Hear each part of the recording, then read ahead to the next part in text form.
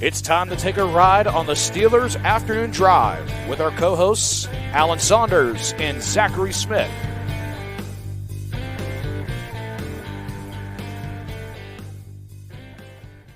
Welcome back to another episode of Steelers Afternoon Drive. I'm Zachary Smith. That is Alan Saunders. We are catching Alan again on his afternoon drive. Alan, what's going on?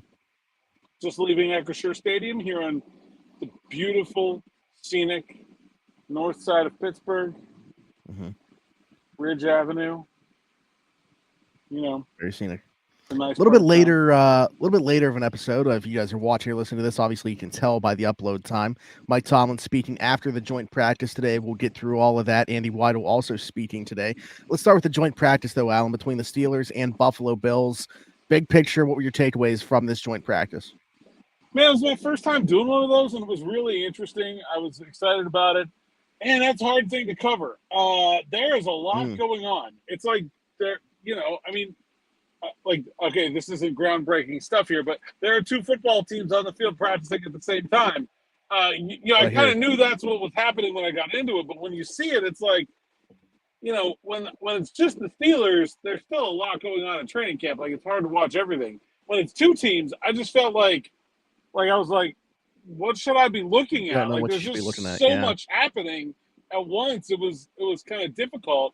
So the teams warmed up individually in their own position groups like they would for a game. Like, have you ever been like very early for a game and seen warm-ups? Actually, I don't know.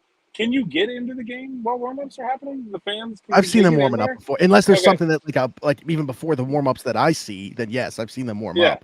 Okay, but so like everybody, like all Buffalo will be on one side of the 50-yard line, all Pittsburgh will be on the other side of the 50-yard line, and they're all working out in their specific position groups and all that. And then they did that, and then they also did what we would call indie period, where it was like mostly just their normal stuff. We got into some 7 shots, and that was happening at both ends of the stadium at the same time, which I was a little bit unprepared for. Okay. So I got the Steelers offense, but not the Steelers defense. So you'll have to go find some other friend to get those results. Then after that, almost like you have to pair off and Well, I did. So I had Chris here today, but I didn't really know what was happening. Okay. So after that, I kind of got. So I sent Chris over with the Steelers defense, and I stayed with the Steelers offense, which was working against the Buffalo defense. And then they did skeleton drills, which is like wide receiver one-on-ones, offensive line, defensive line one-on-ones, things like that. And that was like Buffalo versus Pittsburgh. So it would be like Steelers wide receivers against Buffalo DBs, Steelers DBs against Buffalo wide receivers, Steelers offensive line against Buffalo defensive line. So it was cool, man. There was a lot going on. I wish I could have recorded the entire practice and gone back and watched it 3 more times, because I guarantee I missed a ton of stuff, but it was fun. I enjoyed it, and I think the Steelers enjoyed it too.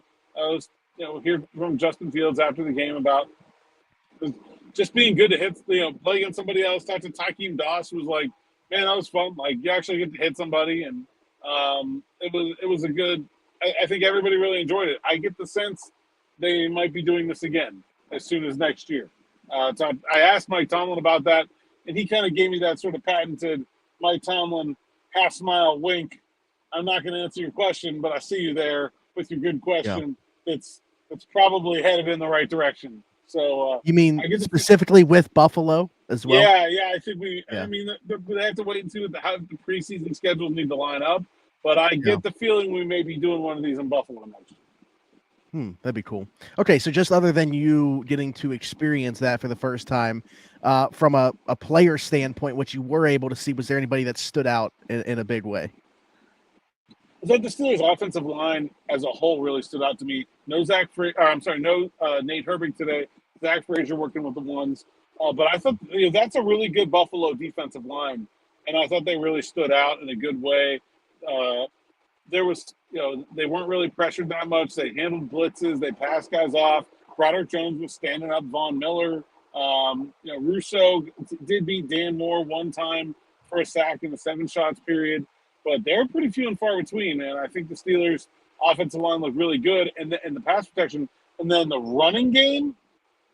There were some big runs for the Steelers. Like, they were gashing the the Buffalo defense in the run. Najee started off first play with like a 35-yard touchdown. There were a bunch of other ones.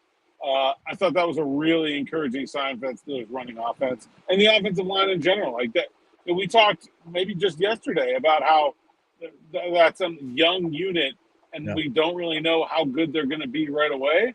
Man, I thought they looked pretty good today. That's obviously great to hear, and not that I want Nate Herbig to go down or anything like that, but great to see Zach Frazier stepping up in that absence and getting more meaningful reps. I'd asked you if I thought, or if you thought, I'm sorry, that he would mix in with the ones during Saturday's game. Like, do you get this? Like, are we even going to see Nate Herbig in this one? Yeah, I mean, I didn't even actually put my eyes on Nate Herbig at all today. I'm not even sure if he was out there.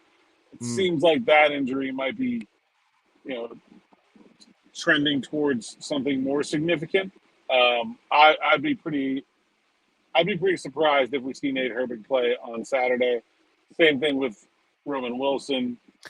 Same thing with Jonathan Ward. And then Troy Fautanu already rolled out. Those are the four guys that I would expect that you're not going to see.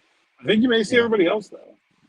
So, in your mind, would that leave them with just the two centers covering all, him and McCollum, Zach Frazier and McCollum, or could we see Spencer Anderson playing some center? Like, how do you cover the four quarters without Herbig, if that's the case? Yeah, I mean, McCollum can go play a half, no problem. Mason McCormick has been the fourth center. So, when they do like pregame and pre-practice warm-ups, the quarterbacks and centers practice exchanges. So you need one center for every quarterback you have. And early in practice, since early in practice, it's been Mason McCormick as the fourth center, along with McCollum. So it's not even Anderson. Okay. Yeah, no, I haven't seen Anderson take a single snap all year. Now he's worked a little bit of tackle since Jones got him. Not Jones, Fontana. But I think, I think maybe you might see some Mason McCormick center. That wouldn't totally shock me. If they're seriously considering the idea of trading Nate Herbig, they probably need to get a look at that. Yeah. How about on anybody on the defensive side of the ball that you thought stood out today? I saw so little of the defense, but from what I did see, I thought Corey Trice had another really nice game. He had the game-winning pass breakup last play of final 2-minute drill, and he was out. Dante Jackson did take individuals, but didn't do 7-on, but didn't do team. And I think Corey looked really good out there. Continues to look really good. I'd say that's the big winner for me. But again, I watched very little of the Steelers defense. Sure. I actually saw, not that you can really attest to it. I don't want you to, I know that you wouldn't speak on something that you really can anyway, but I saw more chatter about the Marvin Leal again today, which is obviously great to see. I'm very excited about his progression and just curious by what it's actually going to look like as we get into like meaningful games. Yeah, I am too. I think that's a good player to watch this week. I think he's someone that probably will get a lot of playing time. And You're not going to be on here. It's going to be me and DB tomorrow, and I want to talk about these media availabilities. So real quick, if you have some players that you're looking forward to watching on Saturday, who would those be? I think Broderick Jones is definitely one of them. I think we need to see more from him than we saw in the first game. And I think he's someone that can deliver more. Zach Frazier is definitely one of them. I mean, obviously we're going to want to watch Russell Wilson, but I'm not to me, Russell Wilson has a very low beta. You're going to get what you're going to get out of Russell Wilson 99% of the time. I'm not super worried or concerned about it. I think, and the other thing is like, I don't know. Calvin Austin is one. I wrote him down. I only got a single target today. I talked a lot in the spring about how I thought he had a really nice connection with Russ and that he looked really good in the spring. I thought he was better than Van Jefferson in the spring. I don't think that's been the case since the start of training camp. I think part of that is the physicality of camp. I think part of that is Fields seemed to have a better connection with Jefferson than Calvin Austin did. I think he needs to rediscover some of the magic there a little bit. And on defense, I think I'm continue to be curious about these depth corners and young guys in the secondary. I'm not sure there's someone Nick Herbig, I think, is something like this Buffalo offensive line isn't that good either. I'd like to see Nick Herbig get after Josh Allen a little bit. That could be fun. I'll say for me, and this is kind of going based off of what we saw week 1, and I don't know that he was like bad, but like Beanie Bishop, I was expecting more in week 1, and now with Braylon Arnold going down, I want to see how he bounces back this week. Yeah, it's a good call. So that's kind of the one that I've circled for this upcoming week. But okay, let's get into these availabilities a little bit. We'll start with Andy. What did Andy say that kind of jumped off the page to you, if anything? Yeah, I mean, he basically came right out and said they're not going to sign one of these quarterbacks to a contract extension before the start of the season, which I thought was pretty notable. We've talked a lot about what the plan is there, and I mean, I think I was pretty much of the opinion that that's what was going to happen, but it's a different thing to hear Andy say it. If you want to hear Brandon Aiyuk news, I don't have any. He said, I'm going to defer all those questions to Omar, which of course Omar is not talking anytime soon, so. Yeah, good luck with that. And then, I thought it was really interesting. He was asked about future draft priorities. Obviously the offensive line has been a big priority for the team. They really made no secret about that. And someone, I think it was Jerry Dulac, asked him, what's next? Like, what do you see as the future draft priorities? And he went straight to defensive line. I think we've talked about that a lot, about how I feel like that first-round pick next year needs to be a defensive lineman. Somebody that can eventually replace Cam Hayward and be good buddies with Keanu Benton there for a number of years. And then the next position he said was wide receiver, which is really interesting. If you're, so if they're getting Brandon Aiyuk, I guess then they're not keeping George Pickens. I don't know. It's interesting that was right where he went to next. Yeah. Jerry Dulac put out, I thought it was interesting about Pickens, saying like there's already plans to pay him, which would be interesting, like even regardless of the Aiyuk situation, which, man, like, I mean, I know that we've brought that up briefly on here, but could you imagine committing that amount of money, like near-ish 30 or 60 million in 2 wide receivers per season? No, I can't imagine the Steelers doing it under any circumstances. I can imagine maybe some other teams, but man, with how well the Steelers have drafted a wide receiver, that just seems foolish. Yeah. But okay. Anyways, was there anything else that Andy said other than the quarterbacks and draft positions?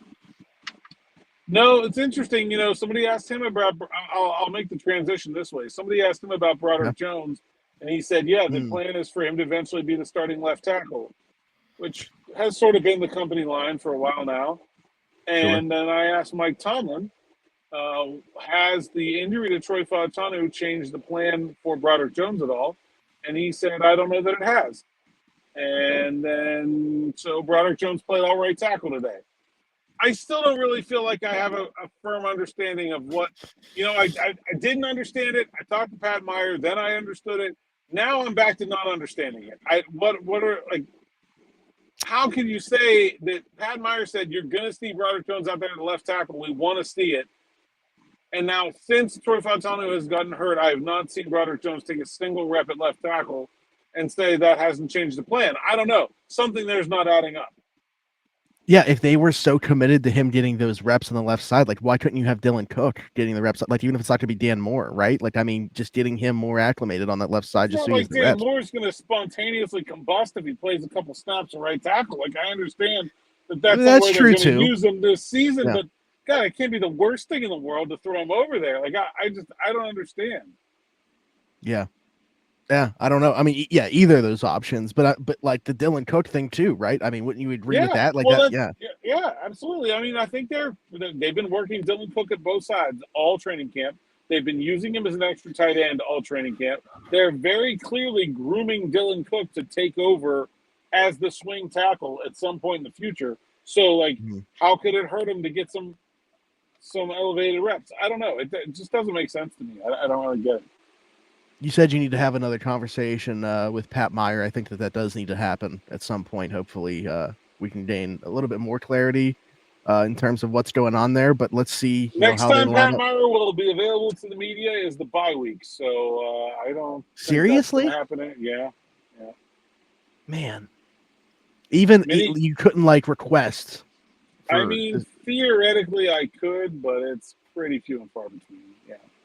Jeez. All right. So other than that, you kind of just have to watch it play out and figure it out on your own what's going on. All right. Well, the Broderick Jones thing, whether it actually comes to fruition, just the sentiment itself that Andy shared was the same one that Tomlin shared. So let's flip the script now to Mike Tomlin's availability today.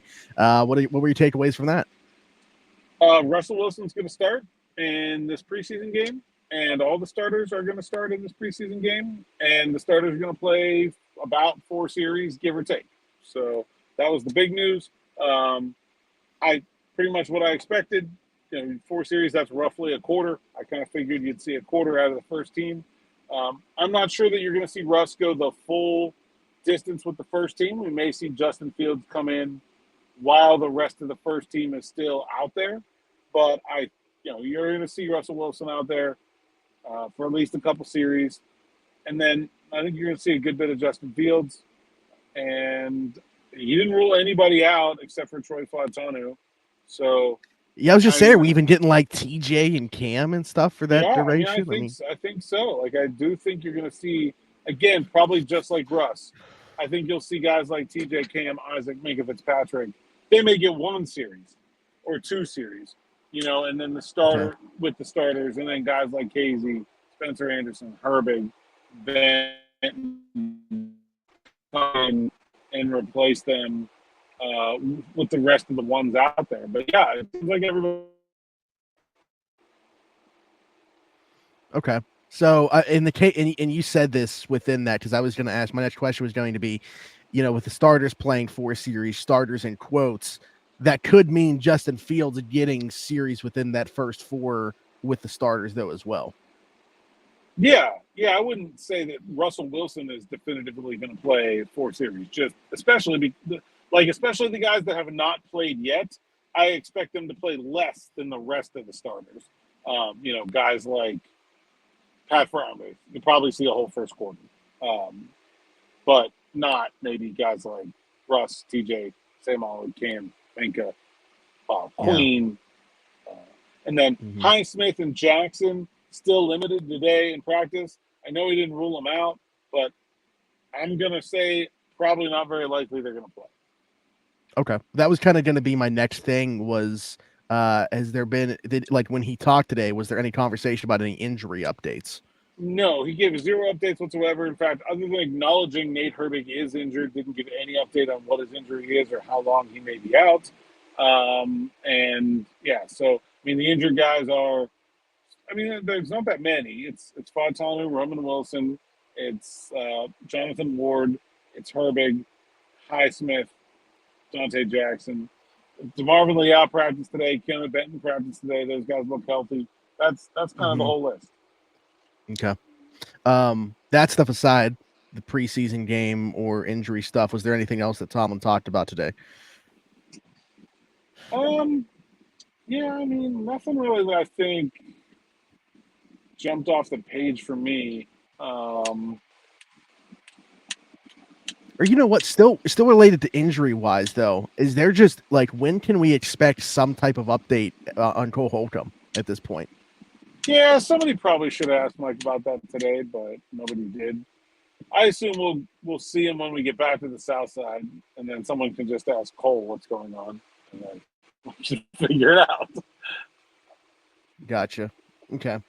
I was going through the comments here on YouTube to try to find a question or two, and I just realized we haven't talked about it on here too much. I know you've talked about it on your morning rush, though, but separately of the Brandon Aiyuk discussion, but still within the same vein as the wide receiver discussion, you talked about Juju Smith-Schuster and the fit that could present. Do you view that as a real possibility? Should they strike out on Brandon Aiyuk, that they would want to bring him in? Yeah. Look, we talked a lot about Robert Woods. How different is Juju than Robert Woods? They're pretty similar players. I think Juju was better. I don't know if he still is, but you're going to have to trade for Robert Woods, and maybe you could just sign Juju for the minimum. So I don't know. Yeah, I think it's realistic that they will at least bring him in and kick the tires and kick the knee, maybe. Do the little thing. What's that thing called? The doctor hits your knee, and I don't know. You know what I'm talking about. I don't know. I know what you're talking about. Everybody knows what you're talking about. I'm sure some people know the name. I do not. Yeah, just go see what's going on with that knee and how healthy he is and how well he's able to move right now, and what his desires are. I don't know what Juju's made a lot of money. I don't know. Maybe he just wants to hang it up. I can't speak for the man, but I think he. Let me put it this way: I think a lot of people out there would have a hesitation about bringing Juju back. I do not think the Steelers would have any hesitation about bringing Juju back. That's fair. Yeah. Actually, this comment literally just came in as we were sitting here today or right now. And they said, see, the starters are set to play about 4 series in this one, according to Tomlin. How do you think that breaks down with running back reps?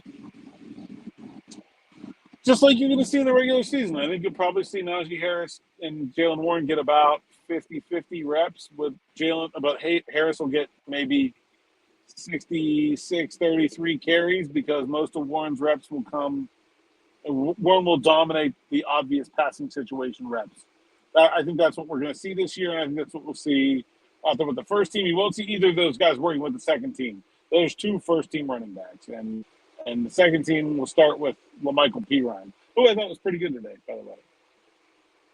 Actually, I really like this question. I was scrolling down, and it's kind of related to Aiyuk, but it's more a bigger picture question to kind of play off of that. Berg Sports Fan says, in regards to Aiyuk, but not really, just the wide receiver position as a whole and their willingness to spend, do you feel differently about their willingness to spend, whether it be via trade or compensation financially, based off their pursuit of Brandon Aiyuk? If they were legit players for him, does it make you feel differently about the way that they view this team? Well, it's kind of 2 questions, right? Like how they view the team and how they view the position. Yeah, I mean, I guess I kind of going forward view the team. I've always thought that the Steelers, like the conversation about the Steelers not valuing wide receivers was a bit of a red herring. Like they paid Antonio Brown like an entire truckload of money. Clearly, they valued him. I think the Steelers have not always valued like receivers that are not game changers.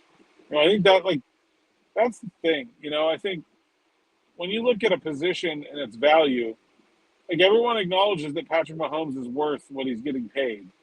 Everybody acknowledges that Justin Jefferson and Tyreek Hill are worth what they're getting paid.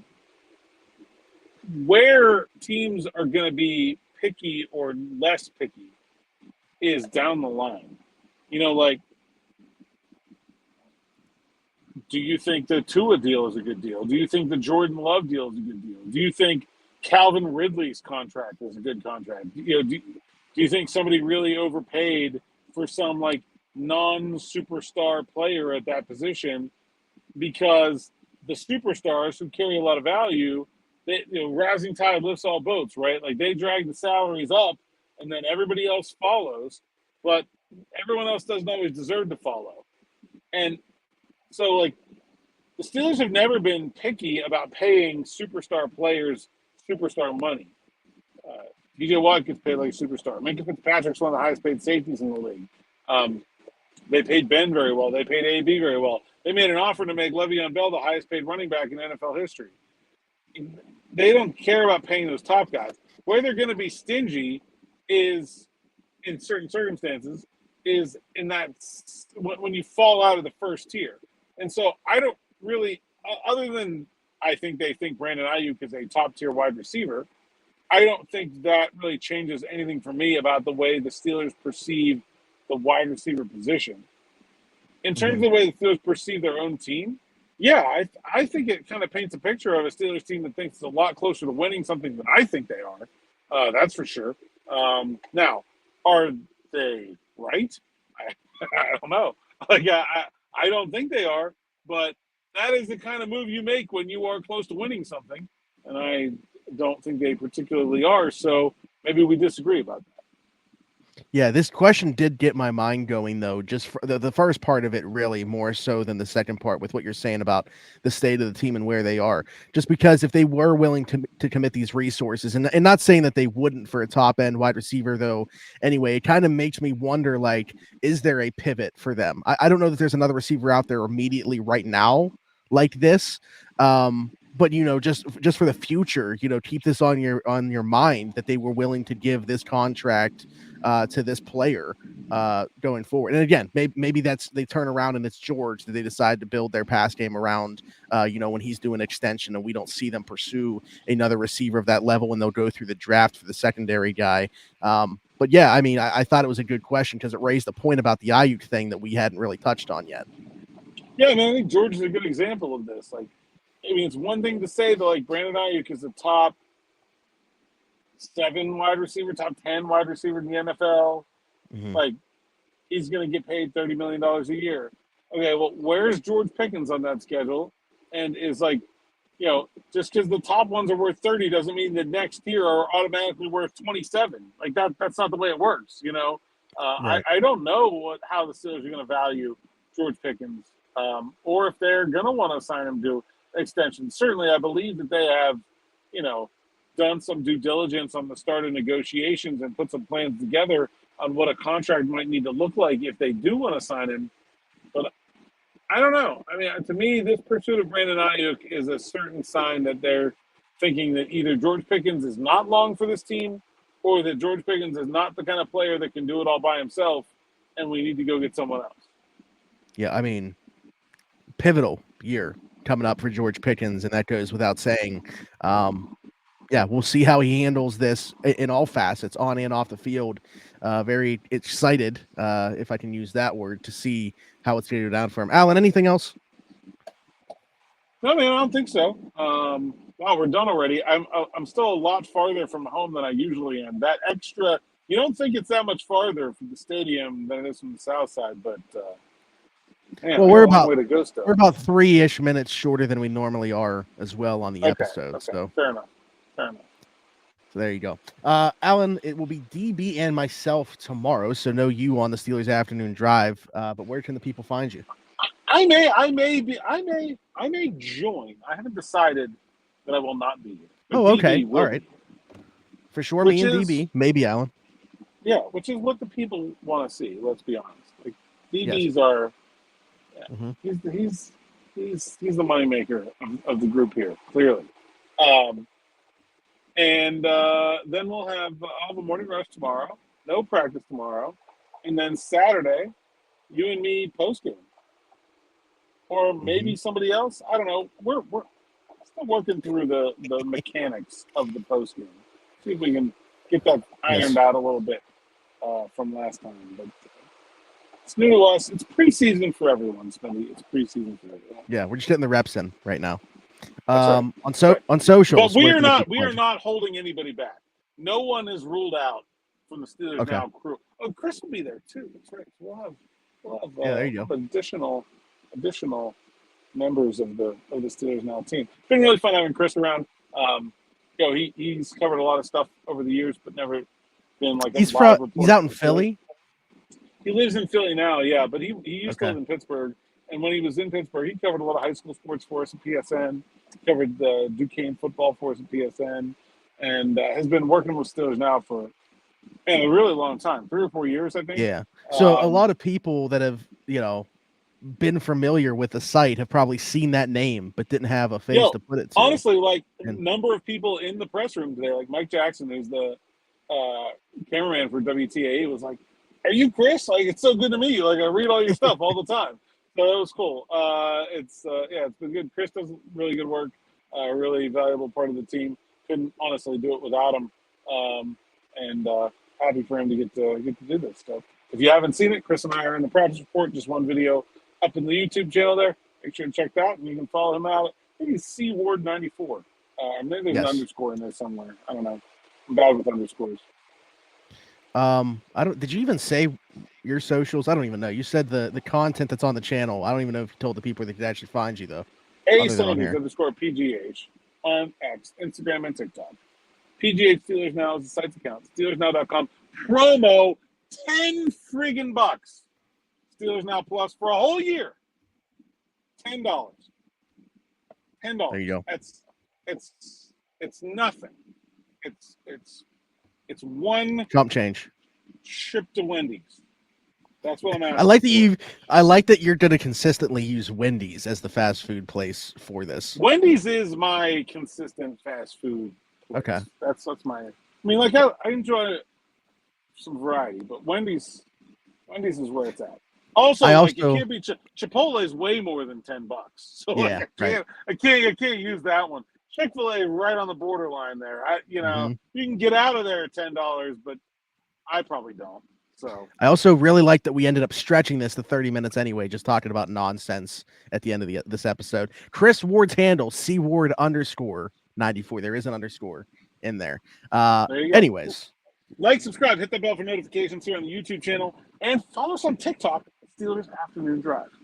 There you go. And if you are listening somewhere else, Apple, Spotify, wherever you get your podcast from, be sure to leave us a 5-star review and subscribe over there. Just search Steelers Afternoon Drive. You will find us, and you'll find me at Zachary Smith, PGH, on literally everything. Alan Saunders and myself, thanks for jumping in. Take another ride on the Steelers Afternoon Drive.